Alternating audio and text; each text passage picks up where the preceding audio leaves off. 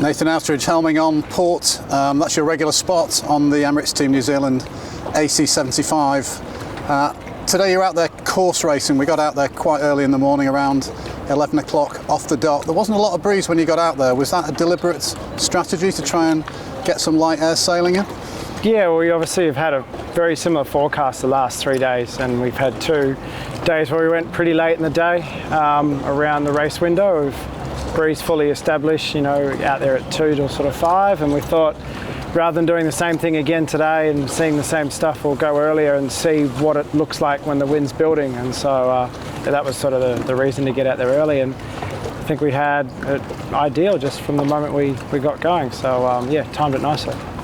Around 6, maybe 7 knots when we got out there, super flat sea. You had one toe up and then you were in the air for 50 minutes. We were pretty impressed with that. Was it on the edge at times? It was definitely light. We probably wouldn't have got the takeoff initially, but yeah, as soon as we came down to like the Olympic port where the wind was a bit stronger, we just tried to sail and keep it on the foil. And yeah, when we did stop, the grinders did remind us how many minutes and seconds we'd been sailing for. But we just thought it was so nice to be back on the bigger sails and sailing in lighter winds, and yeah, just kept sailing till someone told us to stop. Started on the J1, and then when the breeze came in later, 8-9 knots, you switched to straight to the J3. Just tell us about that decision.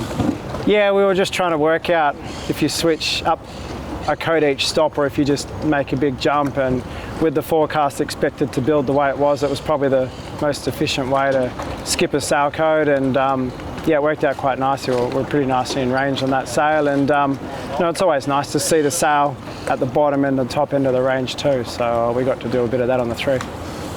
I think for the last, well, all the time we've been reconning you, when you've been doing practice racing, it's been around a virtual course. Yesterday and today you dropped start marks in, which became the leeward gates actual marks. What was the thinking behind that?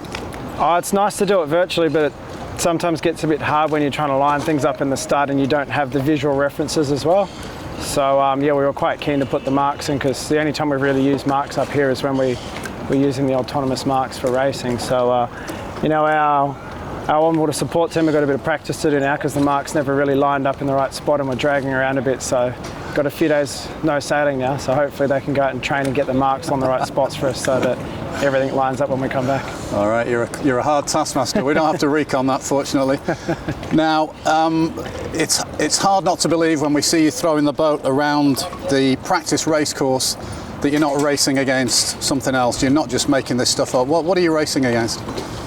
Oh, we just try and throw curveballs at ourselves, you know, from either side of the boat. Where you know, as you say, like sailing around on your own, it gets pretty boring after a while. Like we're sort of doing all the testing and development side, but like trying to, you know, simulate tacking on a boat and, you know, leeward side of the boat calling to the windward side, you know, we need to tack now, or just trying to throw a little bit more at them what you would normally do if you're out there on your own. So the virtual boat's in your head, it's not on a computer screen? No, there's nothing on a computer screen. It's in our head, and sometimes you get comms from the chase boat like, situations change, what are you going to do about this scenario, when we try to respond to that. So yeah, if you see us doing some erratic things, that's sort of planned. So yeah. Just round up the week for us. It's been 3 days of sailing. You guys are going to have a break now for Sail GP. It's been a good week? It's been a really good week, and yeah, it's interesting the weather here, how you get some really nice days like we've had the last 3 days where it's just mint sailing conditions and been really flat water, which has been a bit of a surprise when you look at historical data, but